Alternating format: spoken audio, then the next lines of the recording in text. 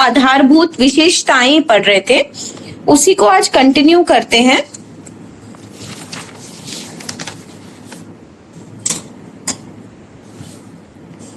सबसे पहले जो पहला पॉइंट था वो था कि प्रकृति स्वयं चिकित्सक है। ये पेज नंबर 3 की बात कर रही हूँ, तो जिनके पास भी ऐसा प्रिंट आउट है वो खोल लें, और नहीं तो अगर उनको जैसा भी सिलेबस मिला है वैसा प्रिंट आउट निकाल लें। मोबाइल से पढ़ना बहुत अच्छा नहीं है, आपके पास पेपर होना ही चाहिए। और इसमें एक आप छोटा सा और पेपर रख लिया करें, जिसमें कि जब मैं पढ़ा रही हूँ, समझा रही हूँ, या कोई भी टीचर समझा रहा है, तो उसमें आपने छोटा छोटा पेंसिल से भी लिख लिया जो चीजें आपको ऐसी लगती हैं कि इसमें मेंशन नहीं है और मैंने कुछ अच्छी बात बताई है, ऐसा। क्योंकि मैं जो पढ़ाऊंगी वो सिर्फ यही नहीं होगा, बहुत सारी और चीजों का भी होगा, और जिसमें जो लिखा है वो भी होगा। सबसे पहले हम ये समझेंगे कैरेक्टरिस्टिक्स नंबर 1। तो नंबर 1 है प्रकृति स्वयं चिकित्सक है, मतलब nature is a physician, itself a physician, nature is a great physician. प्रकृति स्वयं महान चिकित्सक है। तो ये हमने कल डिस्कस किया था, अगेन इन शॉर्टली डिस्कस कर रही हूँ, रेगुलर रहिए जिससे आपका छूटे ना। जैसे कि हमारे आंख में तिनका चला जाता है तो हम एकदम मलते हैं और तुरंत बाहर निकल आता है। नाक में कुछ जाता है तो हम स्नीज करने लगते हैं, छींकने लग जाते हैं। कुछ अगर हम खराब खा लें तो डायरिया हो जाता है, पेट लूज मोशंस होने लगते हैं, और प्रकृति टॉक्सिन्स को अपने आप बाहर निकालती है। इसी तरह तेज बुखार आना अपने आप में वायरस को मारने का एक तरीका है। तो इस तरीके से प्रकृति अपने आप ही आपको ठीक करने की भर संभव कोशिश करती है। तो ये इसका मीनिंग है कि प्रकृति अपने आप में चिकित्सक है, आपको उसके लिए बिल्कुल परेशान होने की आवश्यकता नहीं है और ना किसी चिकित्सक को ढूंढने की आवश्यकता है, ये तात्पर्य है इसका। नेक्स्ट हमने दूसरा पढ़ाया था, मानव स्वयं रोग के लिए उत्तरदायी है। इसका मतलब है कि हमारा जो मनुष्य है, हम लोग खुद बीमार होने के लिए उत्तरदायी हैं। ये थोड़ी सी कंट्रोवर्शियल बात है कि अगर एलोपैथी मैनेजमेंट में जाएं, एलोपैथी में जाएं, तो वो कहता है कि किस वजह से आपको बुखार हुआ, किस वजह से आप बीमार हैं, तो कौन सा वायरस है, कौन सा बैक्टीरिया है, कौन सा फंगस है, और हम उसको ढूंढने में लग जाते हैं। पर नेचुरोपैथी में कहते हैं कि आप को प्रकृति ठीक करना चाहती थी, आपने उसको सप्रेस किया, इसलिए आप बीमार हैं। अगर आप अपने टॉक्सिन्स को निकलने देते तो प्रकृति खुद ही आपको ठीक कर लेती। आपने क्या किया, बजाय वोमिटिंग होने के आपने वोमिट की दवा खा ली और उसको सप्रेस कर दिया, तो कीटाणु वहीं अंदर था और आपकी प्रतिरोधक क्षमता यानी इम्यून सिस्टम कम हो गया, जिसकी वजह से आप बीमार हो गए और आप छोटी बीमारियों से, एक्यूट डिजीजेस से क्रॉनिक डिजीजेस में परिवर्तित हो गई आपकी बीमारी। तो ये सिंपल सा यहाँ पर प्रिंसिपल एकदम अलग है दोनों के, है ना। यहाँ पे व्यक्ति कहता है कि भाई भूखे रहेंगे तो स्टारवेशन पे चले जाएंगे, कैलोरीज जरूरी है, एलोपैथी कहता है।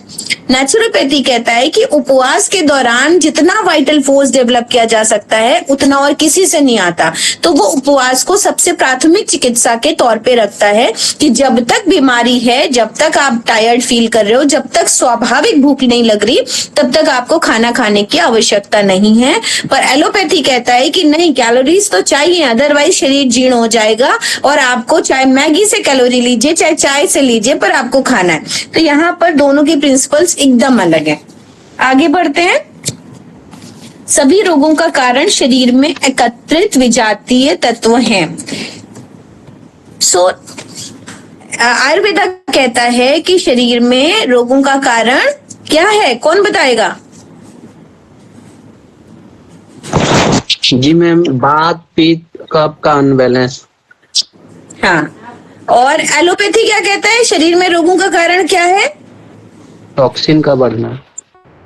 एलोपैथी एनाबोलिज्म, कैटाबोलिज्म, मेटाबोलिज्म का इनबैलेंस।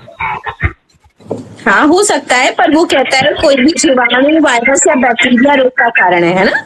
आप आंसर दे करके सभी लोग म्यूट कर लिया करें। आयुर्वेद कहता है वात, पित्त, कफ रोगों का कारण है। एलोपैथी कहता है वायरस, बैक्टीरिया, फंगस या किसी भी तरह का कीटाणु, जीवाणु बीमारी का कारण है। और नेचुरोपैथी कहता है कि मॉर्बिड मटेरियल, टॉक्सिक मटेरियल ही बीमारी का कारण है। मतलब उसने और सिंप्लीफाई कर दिया कि तीन वर्ड्स आते हैं हमारे इसमें, क्या क्या? विजातीय द्रव्य, टॉक्सिन्स, आइदर फॉरेन मैटर।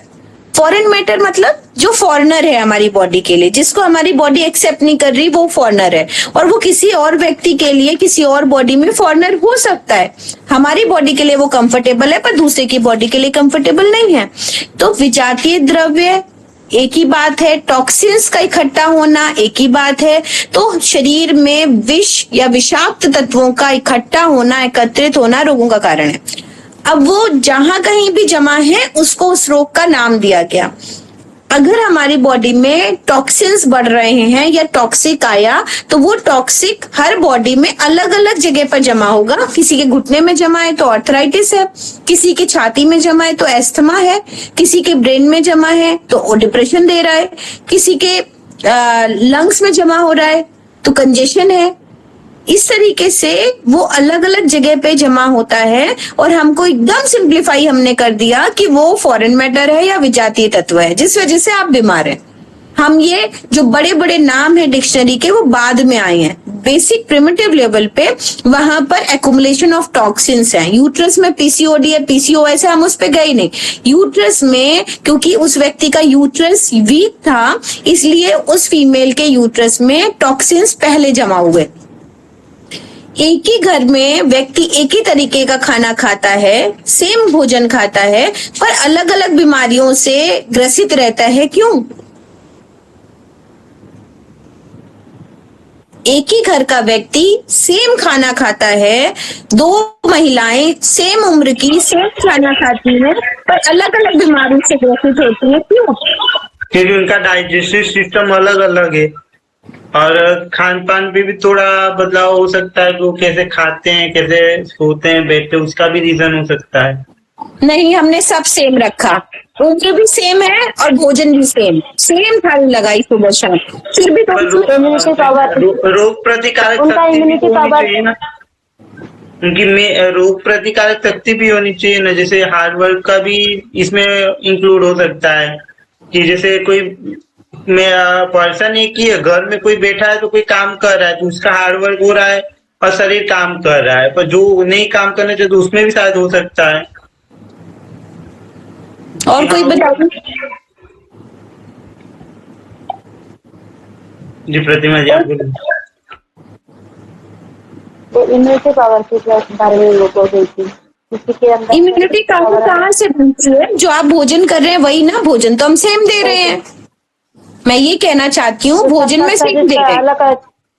सबका शरीर का अलग अलग रहता है जी। हाँ, आप बालकृष्ण जी कुछ बताना चाहते हैं?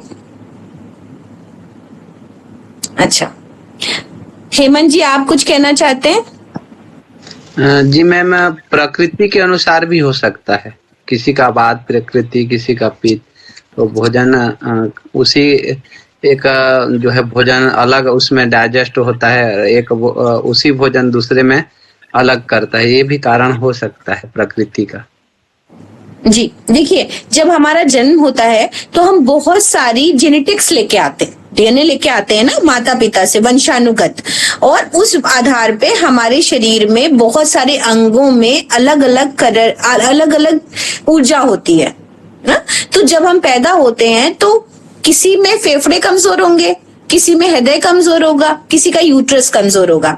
अब जब हम एक ही तरह का भोजन दे रहे हैं और व्यक्ति बड़ा हो रहा है तो वो अगर एसिडिक मीडियम का भोजन है, अम्लीय भोजन है और शरीर का जो रक्त है वो अम्लीय हो रहा है, तो अब वहां पर टॉक्सिन्स इकट्ठे होने शुरू होंगे। तो टॉक्सिन्स वहां सबसे पहले अटैक करेंगे जो अंग कमजोर है।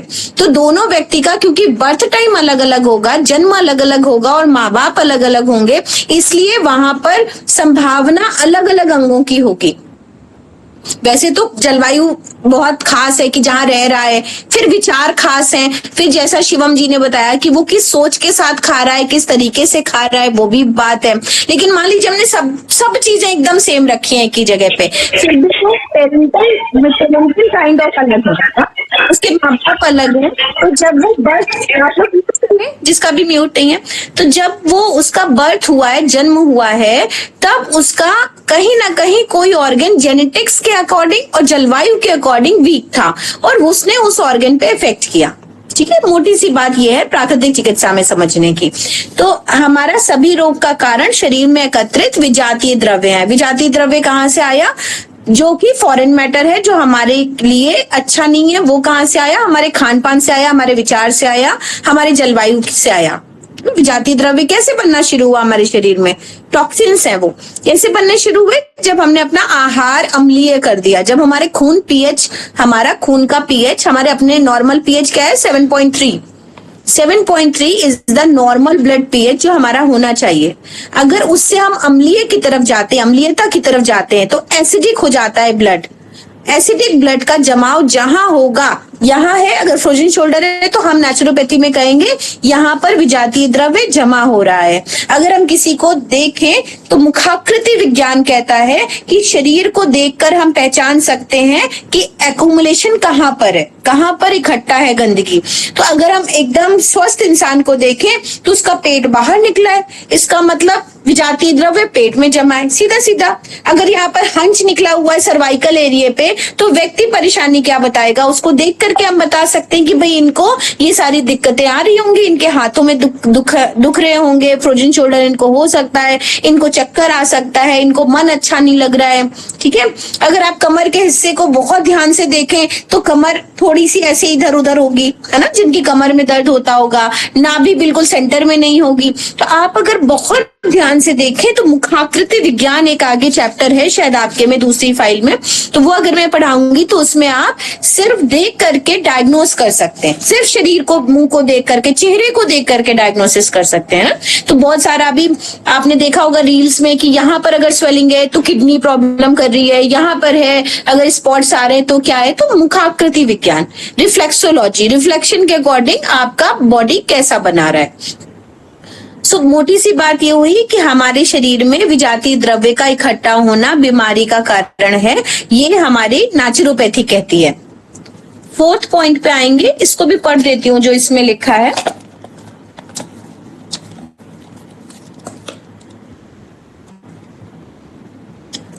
यद्यपि भौतिक रूप से सभी व्यक्ति लगभग समान होते हैं, लेकिन मानसिक, सांवंगिक, मनोवैज्ञानिक तथा सामाजिक रूप से कोई भी दो व्यक्ति समान नहीं होते। यही कारण है विजातीय द्रव्य भिन्न भिन्न व्यक्तियों में भिन्न भिन्न रोग उत्पन्न करता है। ठीक है, एक ही घर में एक ही तरह का भोजन खाने वाले व्यक्ति अलग अलग मानसिक सोच रखते हैं, अलग अलग जेनेटिक्स लेकर के आते हैं, तो इसलिए वो अलग अलग बीमारियों से ग्रसित होते हैं। हेलो, हाँ मैडम, जैसे कहने का मतलब है पहले के जो जन्म वो होता था तो पहले सीजरियन ऑपरेशन नहीं होता था, अब के बच्चों में सीजरियन ऑपरेशन तो सीधा जेनेटिक में ही चले जा रहे हैं। ये तो हो ही नहीं सकता है ना कि पहले तो हम लोग इतने हेल्दी, जो संतान उत्पन्न होती थी तो नॉर्मल डिलीवरी में होता था। अब के समय में सीजरियन ऑपरेशन हो रहा है तो उसका रीजन है कि बच्चे और बीमार पड़ रहे हैं, उसी का रीजन भी हो सकता है। अब उसमें ये भी पता चला है कि किसी बच्चे को सीजरियन ऑपरेशन से दूध पीने में भी थोड़ी दिक्कतों का सामना करना पड़ता है, या कुछ चीजों खाने के लिए भी दिक्कतों का सामना करना पड़ता है। उसका भी रीजन हो सकता है क्या सीजरियन ऑपरेशन? हाँ, देखिए, जितना आप प्रकृति से दूर जा रहे हैं, प्राकृतिक तरीकों से दूर जा रहे हैं, तो वो तो हमारी इम्यूनिटी कम होने का कारण नहीं है ना, है ना। और जिन बच्चों को इजीली निकाल लिया गया और जो बच्चे प्राकृतिक तौर पे स्ट्रगल करके बाहर आए वो ज्यादा शार्प है, नो डाउट, है ना। तो सब कुछ उनके पहले परोसा जा रहा है, अपनी कंफर्ट जोन के अकॉर्डिंग डॉक्टर ने और पेशेंट ने टाइम ले लिया और ऑपरेट करके बच्चे को निकाल दिया। ठीक है, तो वो सब चीजें तो मायने रखती रही है। अगेंस्ट इन्वायरमेंट जाना, प्रकृति के अगेंस्ट रहना और जाना हमेशा ही हमारी बीमारियों का कारण बन रहा है ना। तो नेचुरोपैथी का एक बेसिक प्रिंसिपल कि जैसे जैसे हम प्रकृति से दूर होते जा रहे हैं हम बीमार होते जा रहे हैं। जितना कहते हैं ना जमीन से जुड़े रहो, जमीन से जुड़े रहो, तो कहने का तात्पर्य है पंच महाभूत तत्वों से जुड़े रहो, अन्यथा प्रकृति के जो तत्व हैं, जो मिनरल्स हैं जिनसे आपके शरीर का उत्पादन हुआ है वो आपको नहीं मिलेंगे और आप बीमार होते जाएंगे। ठीक है, तो आगे बढ़ते हैं उसमें धीरे धीरे। अभी जब तक सारी कैरेक्टरिस्टिक्स खत्म होंगी तब तक बहुत कुछ क्लियर हो जाएगा। हाँ, और थोड़ा नोट भी करें क्योंकि इंटरेक्टिव रहेगा सेशन, तो आपको भी अच्छा लगेगा, मुझे भी अच्छा लगेगा पढ़ाना। 4th है प्राकृतिक चिकित्सक शरीर की प्राकृतिक शक्ति की कार्यक्षमता को बढ़ाने में सहायता करता है। अब बात आती है, क्या प्राकृतिक चिकित्सक कोई अजूबा कर सकता है कि ऐसे चुटकी बजाई और पेशेंट ठीक? नहीं कर सकता ना। तो वो क्या कर सकता है कि आपकी जो बॉडी का इम्यून सिस्टम था उसको उसने स्टिमुलेट कर दिया है ना, कि वो और अच्छे से काम करे, बस ये किया है, बाकी कुछ नहीं किया है। उसको प्राकृतिक चिकित्सा को कभी भी कि लंग्स का प्रॉब्लम, एस्थमा हो गया है या पीसीओडी हो गया है या कैंसर हो गया है, वो नहीं ठीक कर पाएगा। प्राकृतिक चिकित्सा में नहीं लिखा कैंसर का इलाज कैसे करें ना, प्राकृतिक चिकित्सा में नहीं लिखा एस्थमा का इलाज कैसे करें, प्राकृतिक चिकित्सा में नहीं लिखा पीसीओडी का इलाज कैसे करें। प्राकृतिक चिकित्सा में ये जरूर लिखा है कि शरीर में विजातीय द्रव्य को कैसे बाहर निकालें और आप कैसे पहचाने कि इस व्यक्ति का विजातीय द्रव्य कहाँ इकट्ठा है। तो प्राकृतिक चिकित्सक क्या कर रहा है, शरीर की कार्य क्षमता को बढ़ा रहा है, पूरे शरीर की। तो पूरे शरीर की कार्य क्षमता को बढ़ा करके शरीर को अच्छा कर रहा है। प्राकृतिक चिकित्सक शरीर की प्राकृतिक शक्ति की कार्य क्षमता को बढ़ाने में सहायता करता है। एक वर्ड आता है जैविक शक्ति, जैविक ऊर्जा, वाइटल फोर्स। तो हर किसी की व्यक्ति का अपना वाइटल फोर्स है।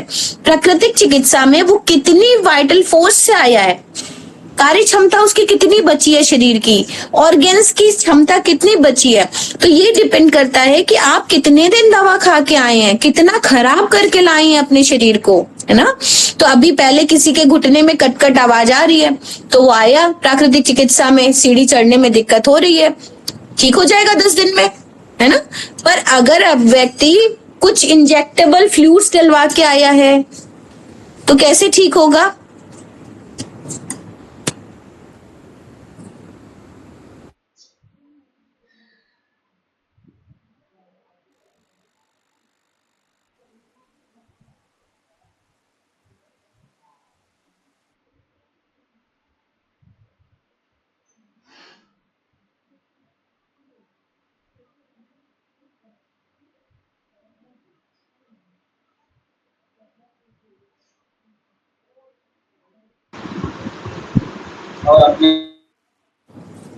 हाँ, सो प्राकृतिक चिकित्सक शरीर की प्राकृतिक शक्ति की कार्य क्षमता को बढ़ाने में सहायता करता है। मतलब वो जो भी प्रक्रिया डिटॉक्सिफिकेशन की, विजातीय द्रव्य को बाहर निकालने की अपनाएगा, उससे आपके शरीर की कार्य क्षमता बढ़ती है, आपके इम्यूनिटी बढ़ती है। तो मोटी तौर पे प्राकृतिक चिकित्सक सिर्फ इम्यूनिटी बढ़ाता है आपकी, और वो इम्यूनिटी आपको ठीक करती है। एलोपैथी क्या कर रहा है, उसी बीमारी को सप्रेस कर देता है कि भाई तुम अंदर ही बैठे रहो और तुरंत आराम, ठीक, जिससे उसकी इम्यूनिटी कम हो रही है। प्राकृतिक चिकित्सक कहता है नहीं, इसको बाहर निकालो पूरी तरह, जिससे कि ऐसा ना हो कि यहाँ से ये बच गया तो किसी और अंग में जाके खराब कर देगा इसको, ठीक है, किसी और अंग को इफेक्ट करेगा। इसीलिए एक जगह तो आपका दर्द ठीक हो जाता है, थोड़े दिनों बाद दूसरी जगह हो जाता है, क्योंकि आप यहाँ के लिए दवा खा लेते हैं, नर्व्स को मैसेज मिलना बंद हो जाता है और थोड़े दिन बाद कहते हैं वो डॉक्टर तो अच्छा था, ये प्रॉब्लम तो दोबारा नहीं आई, पर दूसरी जगह ये प्रॉब्लम शुरू हो गई है। तो आप इसको समझो कि शरीर को नहीं पता था, वो घूम ही रहा है, वो आपके शरीर में बाहर नहीं गया, क्योंकि आप उसे सप्रेस करने का काम कर रहे हैं। प्राकृतिक चिकित्सक क्या कर रहा है कि आपको एक ही कंधे में दर्द के लिए आप पहुंचे, पर उसने कहा नहीं, आपको ये वर्टिब्रा में भी टॉक्सिन्स जमा हो रहे हैं, आपको वहां से भी ठीक करने की जरूरत है, आपको तनाव आ रहा है, आपको स्ट्रेस मैनेजमेंट करने की जरूरत है, आप थोड़ा ध्यान योग किया कीजिए, फिर आपको शायद कब्ज भी रहता है तो आप अपना पेट साफ कराइए, एनिमा भी लीजिए, फिर आप डाइट सुधार कीजिए। प्राकृतिक चिकित्सक इतने आयामों पर आपके लिए काम करेगा और आपको बेहतरीन इम्यून सिस्टम देगा, जिससे आप जल्दी जल्दी बीमार नहीं पड़ेंगे। और ऐसा नहीं होगा कि आज आप एस्थमा के लिए आए थे और कल आप कहें कि हमको अभी पीसीओडी हो गया, क्योंकि आपके पूरे शरीर पे वो काम करेगा और पूरे शरीर की कार्य क्षमता को बढ़ा देगा। तो प्राकृतिक चिकित्सा में इम्यूनिटी अच्छी करते हैं हम, और इम्यूनिटी खुद आपकी बॉडी को ठीक करती है। अब आप समझो कि मान लीजिए एक थायराइड जैसी प्रॉब्लम जो ये बताती है कि आपके पूरे शरीर का सिस्टम हिला हुआ है ना। थायराइड ये बताता है, थायराइड टीएसएच में, थायराइड में टीएसएच आपके पिट्यूटरी मास्टर ग्लैंड से सिक्रीट होता है। अब वो ये बताता है कि आपका पूरा हार्मोनल सिस्टम डिस्टर्ब है, मतलब पूरा शरीर डिस्टर्ब है। हम एक छोटी सी गोली टीएसएच खाना शुरू कर देते हैं, थायरोनॉम, थायराइड नॉर्म ये दिखाता है कि आपके रिपोर्ट्स में नॉर्मल आ गया है, पर आपके शरीर में जो पूरे शरीर में और फंक्शंस हो रहे थे, क्या वो सही कर पाता है? नहीं कर पाता। पर अगर एक प्राकृतिक चिकित्सक के पास आप जाएंगे तो वो आपके पूरे शरीर को एग्जामिन करेगा, पूरे शरीर की ऑयलिंग ग्रीसिंग करेगा, पूरे शरीर को स्वस्थ करेगा, जिससे थायराइड अपने आप ठीक होएगा, अपने आप ठीक आएगा। तो कहने का तात्पर्य ये है कि हमारा इम्यूनिटी सो गया है। क्यों सो गया है? क्योंकि हम उससे काम ही नहीं लेते। हमें थायराइड हुआ, हमने थायराइड की दवा खाई, अब थायरॉक्सिन हार्मोन अगर हम ऊपर से देंगे तो थायराइड ग्लैंड क्यों काम करेगी? इसलिए हमारे प्रतिरक्षा तंत्र को, इतना बेहतरीन इम्यून सिस्टम को पता ही नहीं, और वो सोया बैठा है, बढ़िया मजे से सोया बैठा और अभी सो ही गया है, क्योंकि हम उससे काम नहीं लेते और हमें उस पर विश्वास नहीं है। हम अपनी बॉडी को छोड़ते ही नहीं कि हमारा प्रतिरक्षा तंत्र कुछ करेगा। तो वो तब मेहनत करेगा जब हम उसको छोड़ेंगे कि तुम मेहनत करो। वो कर रहा है हर वक्त, है ना। WBCs क्या कर रही है? फाइट करने के लिए बढ़ गई, TLC फाइट करने के लिए बढ़ गया, लेकिन हम उस पे फिर अरे इन्फेक्शन हुआ है, मेडिकेशन करते हैं, स्ट्रॉन्ग मेडिकेशन करते हैं, उतना ही और स्ट्रॉन्ग मेडिकेशन करते हैं। वो हमें बताने के लिए है कि हमारे शरीर में इन्फेक्शन हो रहा है और हमारी बॉडी लड़ रही है, ये वो शो कर रहा है कि हमारी बॉडी रिस्पॉन्ड कर रही है, इसलिए WBCs की संख्या बढ़ी हुई है। तो ये छोटी सी फिलॉसफी से हम कंसर्न नहीं रखते, और हम अगर तुरंत मेडिकेशन करते हैं, इसका मतलब है हम उसको मौका ही नहीं देते और वो धीरे धीरे सो गया है। देख लेते हैं आपके पेपर में क्या लिखा है। प्राकृतिक चिकित्सक शरीर की प्राकृतिक शक्ति की कार्यक्षमता को बढ़ाने में सहायता करता है। शरीर में स्वयं ऐसी शक्ति होती है जो वातावरण के प्रति समुचित प्रत्युत्तर देती है और शरीर की हर प्रकार से रक्षा करती है। लेकिन जब शरीर में मल, विषयुक्त पदार्थ तथा विजातीय तत्व अधिक मात्रा में एकत्र हो जाते हैं तो उनके कार्य में बाधा पहुंचती है। प्राकृतिक चिकित्सा की विभिन्न पद्धतियों के द्वारा इन विजातीय द्रव्यों को शरीर से बाहर निकालने में प्रकृति की सहायता की जाती है। प्राकृतिक चिकित्सक रोगी को सामान्य स्वास्थ्य के नियमों से एक ओर जहां अवगत कराता है, वहीं दूसरी ओर शरीर में पहले से एकत्रित मल को चिकित्सा की विभिन्न पद्धतियों के द्वारा बाहर निकलने में अपना योगदान देता है। ठीक है, जैसा कि हमने आपको बहुत सिंप्लीफाई तरीके से समझाया है। अब 5th पॉइंट समझते हैं।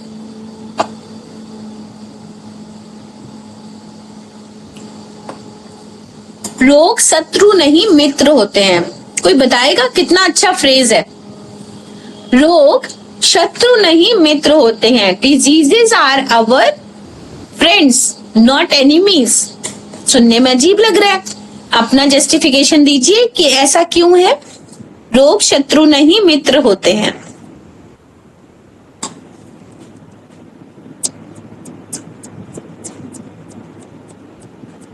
कोई नहीं, सोच के बताइए। अभी तक तो हम यही मार्केट कर रहे हैं, हमें अब ये हो गया वो हो गया। रोग नहीं है तो ये तो है, पर कहने में जो हमारी बीमारी हो जाती है वो हमारे मानसिक तौर पे बीमारी हो जाती है, तो हम लोग उसको पकड़ लेते कि हमें ये बीमारी हुई।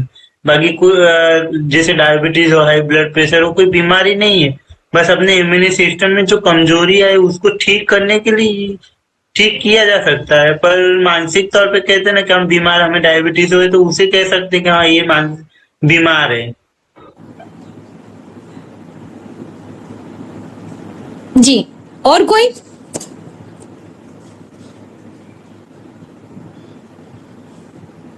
जी मैम, जैसे हमारे शरीर में कोई चीज बढ़ जाती है, जैसे हमें सर्दी पकड़ा, तो ये सर्दी हमारे अंदर की कफ को निकालने की प्रक्रिया कर रही है। जैसे हमारे आंखों में जैसे मैल आते हैं तो अंदर की आंखों की सफाई हो रही है। तो ऐसे हमारे कुछ चीज होते हैं जो हमारे मित्र, जैसे दस्त होता है तो अंदर की बैक्टीरिया आदि को वो जो है NS के माध्यम से निकाल रहा है। तो इसीलिए ये कुछ बीमारियां होती हैं जो हमारे मित्र होते हैं। लगभग हेमंत जी आप वहीं पहुंचे हैं जो आंसर होना चाहिए, लगभग। और कोई बताना चाहेगा? देखिए, एक बात समझ लीजिए, प्राकृतिक चिकित्सा में प्रैक्टिकल अप्रोच तो आनी ही चाहिए, पर उसके ऊपर आपको समझाना आना चाहिए, नहीं तो एलोपैथी आपकी जान ले लेगी। आपको एग्जिस्ट ही नहीं करने देगी। हर जगह हर क्वेश्चन का आंसर देना पड़ेगा आपको। अच्छा तो कैसे ठीक कर ले जाती है? बिना दवा के व्यक्ति कैसे ठीक हो जाएगा? मिट्टी की पट्टी रखेगी तो ठीक हो जाएगा, है ना? तो आपको पता होना चाहिए भाई प्रिंसिपल्स है नेचुरोपैथी के, ये इसी पे काम करती है, हमने नहीं बनाए। तो ऐसे आपको रट्टे होने चाहिए, तब जाके जब आप अच्छे काउंसलर बनेंगे तब आप प्राकृतिक चिकित्सा कर पाएंगे, सीधी सी बात है। और जब तक आप आंसर नहीं देंगे, आप 3 साल में करके 3-3.5 साल में बैठे रहिएगा, कुछ नहीं होगा। इसलिए मैं चाहती हूँ कि आप सब लोग इंटरेक्टिव सेशन की तरह पढ़ें, जिससे आप कम से कम प्रिंसिपल्स बता पाए। ये फाउंडेशन है, ये नहीं आएगा तो आपको नहीं आ पाएगा प्राकृतिक चिकित्सा। ये समझ में आना चाहिए और ये आपको समझाना भी आना चाहिए व्यक्ति को। तो ज्यादा से ज्यादा लोग इंटरेक्टिव रहिए, 7 से 8 सोचें आप कि कुछ और भी करते रहें और सुनते रहें, तो उससे कुछ भला नहीं होने वाला। तो थोड़ा समय दान, टीटीएस या जो भी आपके टाइमिंग शेड्यूल है उनको निकाल करके, कभी कभार इमरजेंसी बनती, क्योंकि आप सभी लोग अपना अपना काम अपनी जगहों पर कर रहे हैं, बट अगर आप ईमानदारी से किसी सब्जेक्ट को पढ़ना चाहते हैं, आगे उसमें काम करना चाहते हैं, तो आपको थोड़ा सा समय निकालना पड़ेगा। रोग शत्रु नहीं मित्र होते हैं, इसलिए क्योंकि वो हमें अलार्म देते हैं कि आपकी बॉडी विजातीय द्रव्य से भरी हुई है, अभी भी जाग जाओ। अगर अभी भी नहीं जागे तो क्या होगा, एकदम से क्या हो जाएगा, फट जाएगा और मर जाएगा इंसान। तो सबसे पहले वो अलार्मिंग साइन बता रहे हैं, इसलिए वो फ्रेंड है। जो अगर हमारा खास फ्रेंड है तो वो बताएगा ना कि भाई सिगरेट हार्मफुल है, हम साथ बैठ के सिगरेट नहीं पिएंगे। और जो नहीं अच्छा फ्रेंड है वो क्या पिलाई जाएगा। तो अच्छा दोस्त वो है जो जागरूक कर रहा है। तो डिजीजेस हमारी हमें जागरूक कर रही हैं ना। हेमंत जी का कहना था कि ये हमारी बाहर निकालने की कोशिश कर रहे हैं ना, पर आप इस फ्रेज को कनेक्ट नहीं कर पा रहे थे कि रोग शत्रु नहीं मित्र हैं। तो वो मित्र है, ये हमें प्रूफ करना है। मित्र क्यों है? क्योंकि वो हमें अलार्म बजा रहे हैं। अगर मान लीजिए नाक बह रही है, बहुत ज्यादा नाक बह रही है, तो वो ये बता रही है कि पूरा शरीर कफ से भर गया है, अभी जाग जाओ, समय है। अभी कोई बीमारी नहीं बनी है, पर समय रहते आपने अगर इसको बाहर निकाल दिया टॉक्सिन्स को, तो आपका शरीर सुरक्षित है, ऐसा। ठीक है, तो ये जुखाम एक सुरक्षा कवच है, इसको कहते हैं कि जुखाम एक सुरक्षा कवच है, हमारा सेफ्टी गार्ड है, जो कि टॉक्सिन्स को नाक के माध्यम से बाहर निकालता है। वोमिटिंग के माध्यम से मुंह से बाहर टॉक्सिन्स निकल जाते हैं, और वो ये शो करते हैं कि भाई आपको खाना हजम नहीं हो रहा है, तो आप अपने सिस्टम को ठीक करो। इसलिए वो मित्र है ना। हमारे घुटनों में हल्की हल्की टीस होने लगी, चलने में दिक्कत होने लगी, वो अलार्मिंग साइन है कि आपको अपने घुटने का ख्याल रखना है, नहीं तो वो किसी दिन पूरा ही खराब हो जाएगा। तो वो वी शुड थैंकफुल, हमें थैंकफुल होना पड़ेगा हर पल कि हमारी बॉडी हमें बताती है। कुछ लोगों को ऑब्जर्विंग नहीं होते, वो उनको पता ही नहीं उनके शरीर में क्या हो रहा है, उनको पता ही नहीं ये खाना हमको फायदा करता है और ये खाना हमको नुकसान करता है, क्योंकि वो मन से नहीं खाते। मन यहाँ है, भोजन यहाँ है, मन कहीं और है, भोजन यहाँ है, और शरीर कहीं और है। तो अगर आप अपने लिए ये नहीं समझ पाते हैं कि हमें क्या पसंद है और हमारे शरीर को क्या अच्छा लगता है, तो आप क्या करेंगे आगे। इसी तरह ऑब्जर्विंग, अगर आपका शरीर नहीं आपको बता रहा है, तो इससे बुरी कोई बात नहीं हो सकती। अगर आपको लगता है कि हमें जल्दी जल्दी जुकाम हो जाता है और किसी को तो नहीं होता, और किसी की ये गंदी आदतें पता नहीं चल रही हैं और वो कहीं और एक्युमुलेट हो रही हैं और किसी बड़े रूप में फट जाएंगी, किसी बड़े रूप में आपके सामने आएंगी। किसी का कोलेस्ट्रॉल हाई हो जाएगा, एकदम एलएफटी एसजीपीटी बढ़ जाएगा, बहुत बढ़ जाएगा, तब पता चलेगा। तो मतलब उसको अपने शरीर का अंदाजा ही नहीं था, वो ऑब्जर्वर नहीं है, और उसने अपने मित्र नहीं बनाए। तो जो अच्छा ऑब्जर्वर है, या जो शरीर में हर किसी व्यक्ति को बताता है ये लूज मोशन होगा, इनडाइजेशन होगा, वोमिटिंग होगी, ऐसी थोड़ी लिवर हेल्थ खराब हो जाती है। तो जब आपको बात बात पे खाना नहीं हजम होगा, गैस्ट्राइटिस होगी, इंडाइजेशन होगा, तो शरीर बता रहा है ना फर्स्ट एड के तरीके से कि भाई अभी भी संभल जाइए। तो वो हमारी मित्र की तरह बिहेव कर रहे हैं, पर हम लोग जागरूक ही नहीं है। हम लोग अपना तभी भी खाते जाएंगे और फिर उसके लिए कायम चूर्ण खा लेंगे, तो कोई भी चीज खा लेंगे कि वो हजम होता रहे खाना। उस पे नहीं जाएंगे, रूट पे कि आखिर क्या कारण है कि हमारा खाना हजम नहीं होता। तो जब हम उसको कैरी करते हैं तो पता चलता है लीवर हालत ऐसी हो गई है या किसी चीज की हालत ऐसी हो गई है। इसमें पढ़ लेते हैं। आई होप कि आप लोग कनेक्ट कर पा रहे हैं हेमंत जी, जो आपने रिप्लाई किया, या शिवम जी, है ना। थोड़ा सा जो फ्रेज है उसके आसपास हमको जस्टिफाई करना होगा, है ना। तो उसको समझ करके, सोच के, और इसको लिख लीजिएगा। आज जो आप पढ़ रहे हैं, जो आपकी इसमें लिखा है, या आप जानते हैं कितनी टफ डिक्शनरी है, अगर मैं हिंदी में एज इट इज पढ़ दूं तो आपको कुछ भी समझ में नहीं आएगा, ये आपको पता है ना। इसमें फिर भी थोड़ा सरल लिखा है, और किताबों में अगर आप जाएंगे, जो और पुरानी किताबें हैं उनमें और कठिन लिखा है इसका एक्सप्लेनेशन। सो आप मेरे शब्दों को अभी बैठ करके अपने मन से मनन करके, चिंतन करके उसको लिख लीजिएगा। इसीलिए कह रही हूं कि एक तो आपका ये सिलेबस है, एक पेज इसमें आपका और लगा लीजिए, या एक साथ में बुकलेट रख लीजिए, वहीं पर इसी का डिस्क्रिप्शन अपने शब्दों में लिख लीजिए, तब तो आपको आएगा, अदरवाइज आप कभी भी बता नहीं पाएंगे। रोग शत्रु नहीं मित्र होते हैं। शरीर में सदैव विजातीय द्रव्य, मल, विषयुक्त पदार्थ उत्पन्न होते रहते हैं, जिसको हमारे शरीर के मल मार्ग जैसे गुर्दे, रोमकूप, गुदा आदि बाहर निकालते हैं। गुर्दे मतलब किडनी, यूरिन के माध्यम से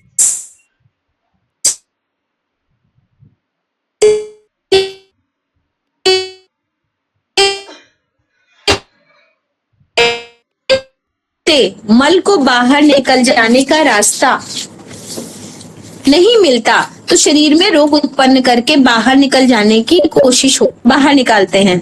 यदि किसी कारण से रोग का होना आवश्यक है जिससे विजातीय द्रव्य शरीर से बाहर निकल सके, इस प्रकार जिसे हम रोग कहते हैं, ये वास्तव में चिकित्सा है। इसलिए शारीरिक शक्ति की सहायता प्राकृतिक चिकित्सा की विधियों द्वारा की जाती है। अन्य पद्धतियां रोग को शत्रु मानती हैं और उनके लक्षणों को दबाने का प्रयास करती हैं। समझ में आ गया? अगर हम एलोपैथ मैनेजमेंट पे जाएंगे तो वो कहेंगे भाई अब खांसी नहीं आनी चाहिए, तो कफ सिरप बढ़ गया, और कफ ने क्या किया, आपके कफ सिरप ने जो लंग्स में कफ जमा था वो वहीं पर चिपक गया। ठीक, प्राकृतिक चिकित्सा ने क्या किया कि उस कफ को ढीला करने का प्रयास किया और बाहर निकालने का प्रयास किया। तो जब आप प्राकृतिक चिकित्सा करेंगे तो ऐसा कभी नहीं होगा कि एकदम से खांसी बंद, नहीं होता है ना सब। तो जब आप प्राकृतिक चिकित्सा करते हैं तो आराम मिलता है, पर कभी कभी ऐसा लगता है कि और बढ़ गई, बलगम और आने लग गया। क्यों? क्योंकि वो तो बाहर ही निकलेगा ना, उसको हम दबा ही नहीं रहे, उसको हम ठीक करने की कोशिश कर रहे हैं। तो दो तरीके से काम होगा, जो कफ जमा है उसको निकालना, और कफ ना बने ऐसा भोजन देना।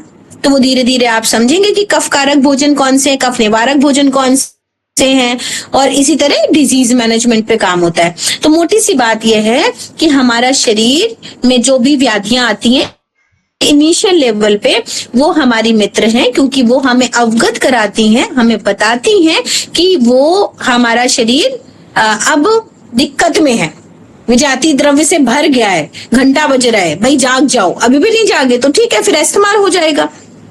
नाक बहते बहते कब जकड़ जाए, कब आपका कॉम्बी फ्लेम और डोलो और ये सब जकड़न हो जाए, होता है ना, सांस लेना मुश्किल हो जाता है। हाँ, अगर आप फीवर में, कोल्ड एंड कंजेशन में स्ट्रॉन्ग एलोपैथी मेडिकेशन कर लें तो आपका सब सूख जाता है, ऐसा लगता है सारा जुकाम सूख गया। तो वो कोई ठीक करने की कला नहीं है। हाँ ठीक है, अगर आपका नहीं शरीर बर्दाश्त कर पा रहे हो क्योंकि आदत नहीं है, जिस चीज की आदत नहीं है, हमने वही सीखा है 200 सालों से, दवा खानी, हमने दवा खानी सीखी है और हम दवा से सप्रेस करते चले आ रहे, और फिर बाद में हम डॉक्टर के पास जाके कहते हैं कि भाई अभी भी खांसी नहीं जा रही है, वो और स्ट्रॉन्ग स्टेरॉइड लिख देता है और स्ट्रॉन्ग सिरप लिख देता है, हम उसमें खुश हो जाते हैं। वो खुद नहीं पीते हैं पर हमको लिख देंगे क्योंकि इसमें हमारी गलती है, हम लेकर के चले जाते हैं। और फिर क्या होता है, जल्दी जल्दी जुकाम खांसी बनने लगता है, फिर क्या होता है, साइनस बन जाता है, फिर क्या होता है, एस्थमा बन जाता है। इजी है सब कुछ, सारा कुछ इजी है, सब कुछ हमें तो सब साफ समझ में आता है, पर और लोगों को समझ नहीं आता, और आपको समझाने के लिए ये भाषा रटनी पड़ेगी, तब आप समझा पाएंगे बेसिक प्रिंसिपल कि भाई नेचुरोपैथी का तो बेसिक प्रिंसिपल है टॉक्सिन्स का इकट्ठा होना, हमने उसको नहीं निकाला, हमने उसको सप्रेस किया, पहली गलती। हम कुछ जिम्मेदार हैं क्योंकि हमने उसको सप्रेस किया, दवा खा करके दबा दिया, हमने उसको अंदर से पूरा ठीक ही नहीं किया। तो एक जगह वो दब गया, अंदर ही अंदर घूम रहा है, वो दूसरी जगह फट गया, जा करके दूसरी जगह उसने जगह बना ली। तो हमें अगर उसको, हमारा शरीर एक यूनिट है, एक इकाई की तरह है, तो हमें उसको पूरी तरह बाहर निकालना पड़ेगा ना। कोई अगर जानवर अंदर घुस जाए तो हम क्या करेंगे उसको? अगर कई 4 दरवाजे हैं तो एक दरवाजे से निकालेंगे तो दूसरे दरवाजे से आ जाएगा, दूसरे से निकालेंगे तीसरे दरवाजे से आ जाएगा। अगर हमारे दरवाजे कमजोर हैं तो तोड़ के आ जाएगा। पर अगर हम सारे दरवाजे बंद कर देंगे और पूरी तरह उसको बाहर निकालेंगे तभी हम सेफ है ना। तो हमारे शरीर में जो टॉक्सिन्स इकट्ठा हुए, विजातीय द्रव्य इकट्ठा हुए शरीर को खराब करने के लिए, उसके लिए पहले तो हमारे मित्रवत व्यवहार किया हमारे शरीर ने, और उसने बताया कि आपका शरीर प्रॉब्लम में है। फिर हमने उसको बाहर निकालने के लिए अपने 4 रास्तों का इस्तेमाल किया। कौन बताएगा वो 4 रास्ते कौन से हैं?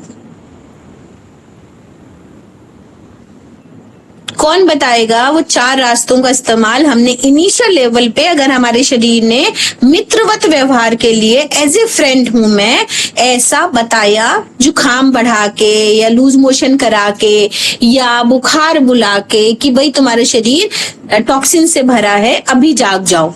तो हमारे ऐसे कौन से रास्ते 4 हैं जिनसे प्राकृतिक चिकित्सा ने टॉक्सिन्स को पूरी तरह खदेड़ने का मन बना लिया, जब हम पूरी तरह बाहर निकाल देंगे? ऐसे 4 दरवाजे कौन से? मैम सबसे पहले तो रोम छिद्र हैं, दूसरे नंबर में हमारे एनएस, फिर यूरिन, फिर मुंह। नहीं, मुंह चौथा नंबर नहीं है, मुंह 5वां नंबर है। नाक नहीं, बताइए सब लोग, दिमाग खोलिए थोड़ा थोड़ा। ऐसे 4 रास्ते, एक्सक्रीटरी सिस्टम, हमारा नेचुरल एक्सक्रीटरी सिस्टम, 4 बेसिक रास्ते जहां से हम टॉक्सिन्स को बाहर निकालते हैं। नेचुरोपैथी का बेसिक प्रिंसिपल।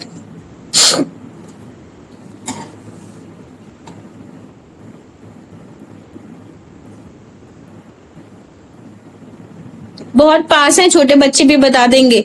शरीर से गंदगी 4 माध्यम से बाहर निकलती है, वो कौन कौन से हैं? मुंह कैसे हो सकता है? मुंह इंजेक्शन का काम करता है, खाना डालते हैं हम इसमें से। पसीने से। ठीक, लिखिए सभी। हाँ, एक मलद्वार से, ठीक। दूसरा, और मुंह से जो ज्यादा ओवर। अरे मुंह नहीं आया ना अभी, अभी मुंह नहीं है, बताती हूँ अभी। 4 में कौन कौन से 4 हैं? हाँ बताइए। नाक से हो सकते हैं। आँख? नहीं नहीं, नोज नोज। हाँ पहुंचे। नाक से कार्बन डाइऑक्साइड के थ्रू तो निकालती है। ठीक है, म्यूट कर लीजिए, अभी समझाती हूँ। तो हमारी बॉडी में, म्यूट करिए प्लीज, शिवम जी म्यूट कीजिए।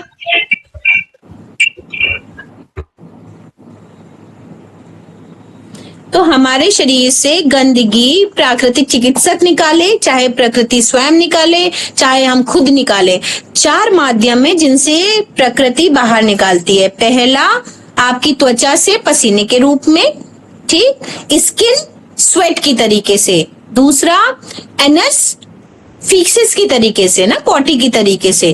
तो एनस काम करता है हमारा पॉटी को निकालने का। यूरिन, यूरेथ्रा या किडनी काम करती है हमारी यूरिन को निकालने के लिए, है ना, बाथरूम के माध्यम से। और एक नाक, ब्रीदिंग, लंग्स ना, नाक के माध्यम से, है ना। एक ऑर्गन काम कर रहा है और एक ऑर्गन के बाहर की चीज है जो जिससे बाहर आ रहा है ना। तो ऐसे करके लिखिए। लंग्स किस लिए है? हमारी नॉस्ट्रिल के थ्रू टॉक्सिन्स को बाहर निकालते हैं, श्वास के माध्यम से, ब्रीदिंग। स्किन काम करती है पसीने के माध्यम से, रोमकूप के माध्यम से, स्वेटिंग के थ्रू। यूरिनेशन के थ्रू, यूरेथ्रा के थ्रू बाहर आता है, जिसमें किडनी काम करती है ना। इंटेस्टीन या रेक्टम काम करता है, जो आपके मल द्वार, एनस के द्वारा फीकल मैटर को बाहर निकालता है पॉटी के रूप में। ठीक, अब ये 4 प्राकृतिक रास्ते हैं जो आपकी एक्सक्रीटरी सिस्टम है, जिनको प्राकृतिक चिकित्सक बूस्ट कर देता है इस सिस्टम को। उसके हाथ में कुछ नहीं है। उसने क्या किया, कोई व्यक्ति आया, शरीर विजातीय द्रव्य से लदा है, तो उसने क्या किया, स्टीम बाथ में बिठा दिया, खूब सारा पसीना निकाला, ठीक, सनबाथ दे दिया, पसीना निकालो भाई, है ना, त्वचा को, रुग्ण त्वचा को कांतिमान बनाओ, फ्रिक्शन बाथ दे दिया, कांतिमान हो गया, बेडशीट पैक दे दिया, टॉक्सिन्स निकले, खूब पसीना निकला। फिर क्या किया, कटी स्नान में बिठा दिया, जिससे पेड़ों पे मिट्टी की पट्टी दे दी, जिससे आपका सिस्टम काम करे, और आपका एनिमा दे दिया, जिससे पॉटी खूब तेजी से हो, बार बार पॉटी हो, पेट साफ होना शुरू हो गया। फिर क्या किया, कोई चूर्ण नहीं खिला रहे अभी भी, हाँ, फाइबर डाइट दी जा सकती है, खूब रफिज खिलाया ज्यादा से ज्यादा। फिर क्या किया, कटी स्नान में बिठाना शुरू कर दिया, जिससे यूरिन ज्यादा तेजी से हो, किडनी अच्छे से काम करने लगे, यूरिन बढ़ा दिया, खूब पानी पीने को कहा, जूसेस पीने को कहे, तो 10-15 बार यूरिन चला गया वो, हाँ, तो किडनी फिल्टर हो गई। फिर क्या किया, पसीना ज्यादा निकाला, यूरिन बढ़ा दी, एनिमा दे करके पॉटी बढ़ा दी, थोड़े थोड़े सिस्टम पे काम किया, और उसको ब्रीदिंग सिखाई, गहरी सांस लेना, है ना, फ्रेश एयर में, तो फेफड़ों ने साफ करना शुरू करा श्वास को, और ज्यादा गहरी गहरी श्वास सिखाई, जिससे पूरी की पूरी कार्बन डाइऑक्साइड बाहर निकले श्वास के माध्यम से। अब क्या बचा, मान लीजिए ये सिस्टम कम काम कर रहे हैं उसके, तभी बीमार है ना, मतलब पूरी तरह से ना पसीना निकल रहा था, ना पॉटी हो रही थी, ना शुशु हो रही थी। तो इसमें हमने 5वें पार्ट को एक माध्यम बनाया, और उसको एज एक्सक्रीटरी सिस्टम काम किया, जिसमें कभी कभी प्रकृति भी करती है। जब ओवरलोडिंग हो जाए और एनएस से हम टॉक्सिन्स को ना निकाल पाए प्रकृति, और आपने कोई ऐसा वायरल फूड खाया है जो इन्फेक्शन कर रहा है, तो वो वोमिटिंग करा देती है ना, ऊपर से निकाल देती है, पर निकालती है, तो वो भी एक ऐसा नेचुरल प्रोसेस है। तो हम उसको कुंजल करा देंगे, है ना, सुबह सुबह बुला करके धौती वस्ती ये करा देंगे। नौली षटकर्म की क्रियाएं हैं, कपालभाति षटकर्म है, ना कि प्राणायाम, ठीक, तो ये करा देंगे, और ये कराने के बाद पेशेंट को आराम मिल जाएगा, क्योंकि हर माध्यम से उसके टॉक्सिन्स को बाहर निकाल दिया हमने, जो प्राकृतिक चिकित्सक को करना चाहिए। ठीक है, तो ये हम लोग पढ़ रहे थे, रोग शत्रु नहीं मित्र होते हैं। समझ आपका ये सर? हाँ, ये जानना था, जैसे प्रकृति चिकित्सा करते हैं तो उसमें तो सर्च कर तो वो लोग करते ही है नेचुरोपैथी वाले, जो हम लोग प्रकृति चिकित्सा के तौर पे करते हैं। तो कोई भी डाइजेस्टिव सिस्टम नॉर्मली प्रॉब्लम हो या वमन क्रिया या बस्ती, तो वो लोग करवाएंगे, क्योंकि ये तो फिक्स है कि उनको करवाना, क्योंकि डाइजेस्टिव सिस्टम पे ही लोड पड़ा है। तो कोई भी रोगों का मेन पर्पस वही है कि डाइजेस्टिव सिस्टम को ही पहले वो लोग देखते हैं, बाद में कुछ हो जाते हैं। नेचुरोपैथी में मुझे खास ये पता चला है कि जो व्यक्ति होते हैं, जो पर्सन होते हैं, उनको खास तौर पे पेट पे ज्यादा फोकस किया जाता है, क्योंकि उनकी जो बीमारी चालू हो जाती है वो पेट रिलेटेड होते हैं। बाद में जो उनमें सुधार करना, तो सर्च कर्म के बाद ही सुधार करते, स्टीम बाथ देना हो या नेचुरोपैथी प्रकृति चिकित्सा करनी हो, तो तब वो उसको कारगर रिजल्ट आ सकता है। ये हो सकता है, ऐसे मुझे सुनने में आया, ये सही है कि गलत है? अरे आपने प्रूफ तो हो गया सही है ना? ये बीमारी या दिमाग में है या पेट में है? तो दिमाग में है तो विचारों की बीमारी है, ये समझना पड़ेगा व्यक्ति को। और या पेट में, तो आज हमारे पास एक sciatica pain, severe sciatica pain का पेशेंट बिहार से आया, तो हमने उसको साइटिका का ट्रीटमेंट दिया। साइटिका का बहुत चल भी नहीं पा रहा था, तो फर्मेंटेशन, सिकाई, मसाज, उसको थोड़ा भी फायदा नहीं हुआ। तो हमने पूछा आपके पेट की हालत कैसी है, तो उन्होंने कहा गैस बहुत बनती है, पेट साफ नहीं होता है, और हमने ये महसूस किया है कि जब ऐसा होता है तो दर्द मेरा बहुत बढ़ जाता है। तो कहाँ पे दिक्कत है?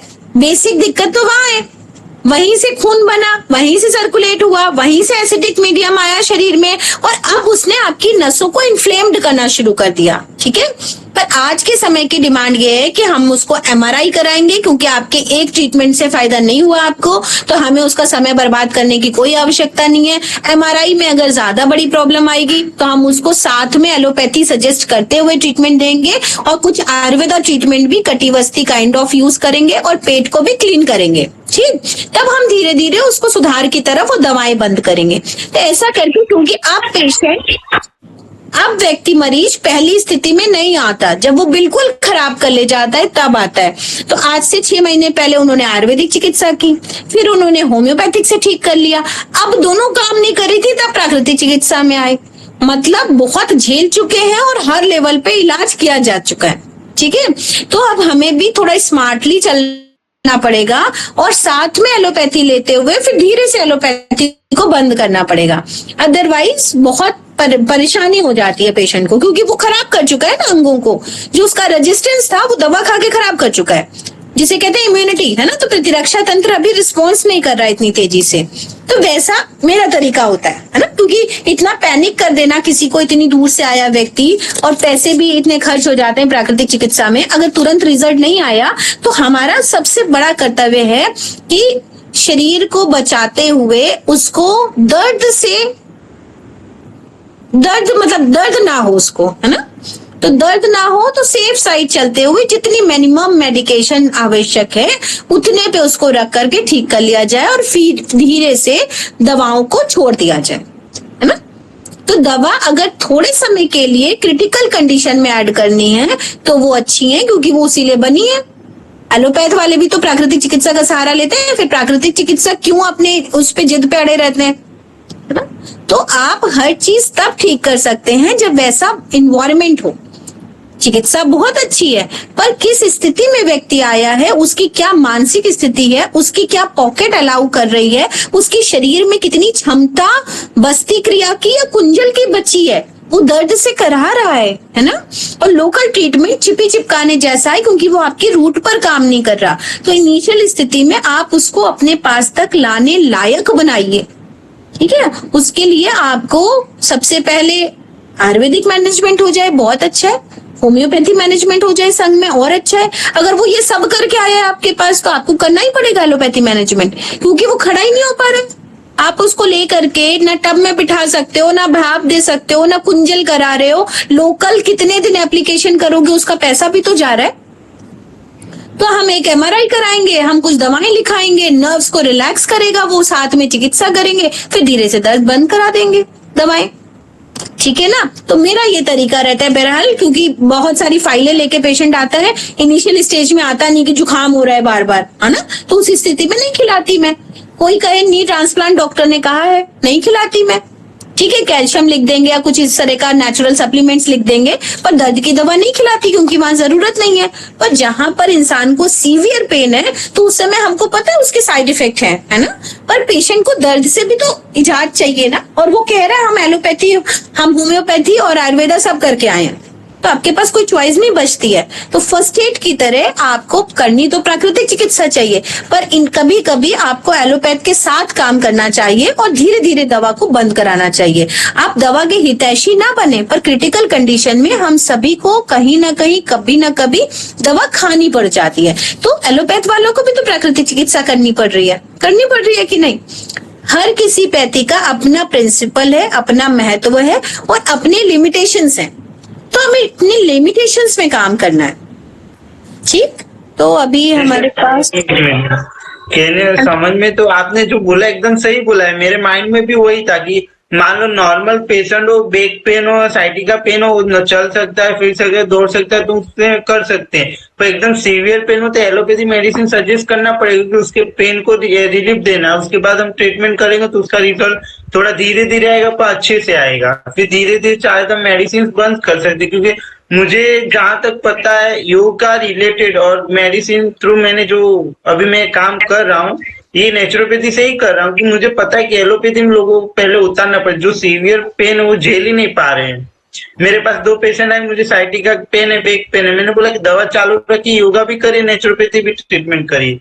तो मैंने देखा कि 3 महीने में उनका बैक पेन थोड़ा थोड़ा कम हो रहा है। तो उसका मतलब ये कि थोड़ा हमें नेचुरोपैथी के साथ एलोपैथी में सजेस्ट करना पड़ेगा। इसलिए मुझे आपसे यही क्वेश्चन करना, तो आपका जो क्वेश्चन था मुझे मिल गया। तो इसमें कोई बुराई नहीं है, ठीक है। जैसे अभी किसी का 50 TSH आ जाता है, 100 आ जाता है, वो डर जाता है, ठीक है। तो पहले हम उसको कंफर्ट जोन में तो लाएं कि वो सेफ साइड है, फिर हम साल भर में वो दवा बंद करा देते हैं, ठीक है। तो वो ज्यादा अच्छा है, बजाय हम इस जिद पे आ जाएं कि हम आपको खाने ही नहीं देंगे, ठीक है। एक पिछले साल एक महिला हमारे पास आई और उन्होंने कहा कि हमारा TSH 25 कुछ है और मैं प्रेग्नेंट हूँ 3 महीने। मैंने कहा मेडिसिन, डॉक्टर क्या कह रहा है गायनी, वो तो मेडिसिन खाने को कह रहा है। तो पर आप लोग तो प्राकृतिक चिकित्सक हैं, आप TSH ठीक कर लेते हैं। मैंने कहा अभी तक आपने क्यों नहीं ठीक कर लिया? अभी तक आप दवा खा रहे थे, अब आपको जब बॉडी में इतने सारे कॉम्प्लिकेशंस और हार्मोनल चेंजेस हो रहे हैं तब आपको TSH ठीक करना है, क्यों भाई? तो स्थिति की नजाकत देखते हुए उन्होंने कहा कि कुछ और प्राकृतिक चिकित्सकों के नाम लिए और बोला मैडम आपकी वो फ्रेंड लिस्ट में है और वो कह रही है कि अगर हम उनके पास 3 महीने जाके रहते हैं तो वो थायराइड ठीक कर देंगे। 3rd सेमेस्टर में जिसका पहला बच्चा है और 10 साल बाद हो रहा है, हमें कोई राइट्स नहीं है उसके साथ खेलने के लिए, है ना? हमारे पास कोई रिसर्च पेपर नहीं है कि हम 3 महीने में ठीक ही कर देंगे। प्लस अगर हम उसको उबले खाने पे और वहां के माहौल में अपने पति से अलग, माँ बाप से अलग रखेंगे तो उस महिला का मेंटल स्टेट क्या होगा? उस पे भी हम कुछ लिख के नहीं दे पा रहे हैं कि हम ठीक ही कर ले जाएंगे।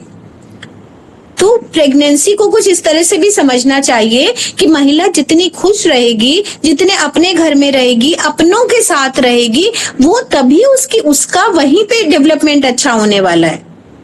तो आज से नहीं, एलोपैथी ने 200 साल से जड़ें बना रखी हैं। हमने उनको यही कहा कि आप थोड़ी सी 25 mg की जो वो लिख रहा है खाइए। कभी कभी बॉडी स्ट्रेस में होकर के बिहेव करती है ऐसे, आप बेबी एक सेव कर लीजिए फिर आइए हमारे पास, या आप पहले आते, या इतनी जागरूकता हो कि प्रेगनेंसी से पहले आपको 6 महीने अपने को प्राकृतिक चिकित्सा को देने हैं, स्पिरिचुअलिटी को देने हैं, विपश्यना को देने हैं। मैंने अपनी शादी के बाद 10 दिन का विपश्यना किया कैंप, बच्चे हमारे बाद में हुए। मेरी जिद थी कि हम जाके रहेंगे, मौन साइलेंस सीखा, नेचुरोपैथी सीखा, योग सीखा। तो मैं ये नहीं कहती कि बहुत ही ऐसा है कि ऐसा ही करना चाहिए, लेकिन पहले आओ भाई। और जब उस समय पे आए हो तो हमें नहीं पता बॉडी कैसे बिहेव कर रही है, और ना मेरे पास इस तरह के स्कैनर्स हैं, तो हम किसी के लॉस के जिम्मेदार नहीं हो सकते। तो आपको आज की दुनिया के आधुनिक दुनिया में इसी तरीके से चलना पड़ेगा जहां पे हर चीज मिलावटी है, हर चीज टॉक्सिन से लोडेड है। तो आपको नेचुरोपैथी भी उस लेवल की नहीं है कि आपको फायदा कर रही है नो डाउट, पर आपको उसका मानसिक रूप से आपको उसके लिए तैयार होना पड़ेगा। ठीक है, तो यहीं तक रखते हैं। 3 पॉइंट्स आप लोगों को, जो भी हमारे 5 पॉइंट डिस्कस हो गए हैं, मैं चाहूंगी इनको आप लोग लिख लें, फिर हम लोग सैटरडे क्लास करेंगे। प्रकृति स्वयं चिकित्सक है। सेकंड था मानव स्वयं रोग के लिए उत्तरदायी है। जब जब वो दवाओं के द्वारा अपने बेसिक एक्यूट डिजीजेस को दबाएगा तब तक क्रॉनिक डिजीजेस होंगी। ना हम जुकाम को दबाते दवा से, ना अस्थमा होता। तो जो लोग जुकाम को नेचुरली ठीक करते हैं उनको कभी अस्थमा नहीं होता, ठीक ना, उनको साइनस होगा। तो पहले आइए, ये कहना पड़ेगा मरीज को। फिर 3rd नंबर पे सभी रोगों का कारण शरीर में एकत्रित विजातीय द्रव्य हैं। आयुर्वेद कहता है वात पित्त कफ है, एलोपैथी कहता है जीवाणु कीटाणु हैं, और नेचुरोपैथी कहता है फॉरेन मैटर है जो आपके शरीर में सेट नहीं हो रहा, उसको बाहर निकालना है। प्राकृतिक चिकित्सा शरीर की प्राकृतिक शक्ति की कार्य क्षमता को बढ़ाने में सहायता करता है। मतलब आपका वाइटल फोर्स, आपकी इम्यूनिटी बढ़ानी उसका कर्तव्य है, और वो बस वही कर पा रहा है कि बीमारी से शरीर खुद लड़ रहा है और टॉक्सिन्स को शरीर खुद निकाल रहा है। रोग शत्रु नहीं मित्र होते हैं, ऐसे 5 चीजें हम लोगों ने कही, क्योंकि टॉक्सिन्स के द्वारा जुकाम, बुखार, गर्मी, जाड़ा, घुटने का दर्द, कंधे का दर्द, इससे शरीर खुद बताता है कि आपके शरीर को मरम्मत की जरूरत है ना। मेनोपॉज की स्थिति में 50 साल की महिला को शरीर खुद बता रहा है ना कि ईस्ट्रोजन कम होने वाला है, उसके बाल झड़ रहे हैं, उसकी आंखें वीक हो रही हैं, तो उसको खुद जागरूक बनने की जरूरत है। मैं एक क्लब 35 चलाती हूँ। क्यों चलाती हूँ? क्योंकि मैं ये मानती हूँ कि 35 वर्ष की अवस्था में महिलाओं को अपनी आने वाली जो 50 साल की स्थिति है उसके लिए जागरूक 35 साल पे होना पड़ेगा। जब वो 50 पे आएंगे तो हम कुछ कर नहीं पाते, क्योंकि तब तो सब खत्म, ईस्ट्रोजन खत्म हो गया और आपने उसके एवज में अपनी बॉडी को तैयार नहीं किया। तो जो 35 वर्ष की अवस्था में जागेगा वही उसको कैरी कर पाएगा। ठीक है, तो सबसे पहला हमारा यही अभियान होना चाहिए कि आप फर्स्ट एड की तरह प्राकृतिक चिकित्सा को इस्तेमाल करो। अदरवाइज आप सीधे कैंसर पेशेंट आएंगे तो हम उनमें सिर्फ केयर कर पाएंगे। पैलिएटिव केयर में मैंने अभी फेलोशिप प्रोग्राम किया। पैलिएटिव केयर इस मतलब कि जो उनको दिक्कत हो रही है, कॉन्स्टिपेशन हो रहा है, एनिमा दे दिया, पेट अफर रहा है, गर्म ठंडी सिकाई कर दी, मिट्टी की पट्टी रख दी, तो हम ठीक नहीं कर पा रहे, ठीक एलोपैथी भी नहीं कर पा रही है, हम ठीक नहीं कर पा रहे, हम एक सपोर्टिव उनको हीलिंग दे रहे हैं सिर्फ, कि उनको दर्द ना हो, उनको कष्ट ना हो, उनको गुड फील हो, बस ये दे पा रहे। अगर वो प्रिमिटिव लेवल पे डिटॉक्स कराते रहे तो शायद कैंसर इकट्ठा ही नहीं होगा, है ना। तो कैंसर भी सप्रेशन ऑफ बहुत सारी बीमारियां हैं। और अगर आप रूट लेवल पे जिसको भी कैंसर हो रहा है उसको समझो तो उसको acute gastritis, acute acidity, rheumatoid arthritis, ऐसी बीमारियां पहले हो चुकी होंगी। कभी भी आप किसी को अभी बढ़ रहे हैं कैंसर पेशेंट, है ना, तो उन्हीं को ज्यादा होती हैं जो समय समय पर अपने आप को पूरी तरह से डिटॉक्स नहीं करते और मेडिकेशन ज्यादा करते हैं। ज्यादा दवाएं, ज्यादा सेपरेशन ही ज्यादा कारण है। ऑल्दो मेंटल हेल्थ भी प्रॉब्लम है ना। तो जब आप मानसिक विक्षिप्त या टेंशन लेते हैं तो भी कैंसर्स होते हैं ना। तो प्रॉब्लम दो ही जगह है, आइदर पेट आइदर दिमाग। तो दो जगहों को दुरुस्त एक साथ रखना पड़ेगा। Thank you so much. Saturday को हम आपसे ये पूछ भी सकते हैं, तभी आगे बढ़ाएंगे क्लास को। ठीक है, वीडियो ऑन रखने की कोशिश कीजिए, 7 से 8 अपना समय निकालिए। टीटीएस हमारी क्लासेस हैं।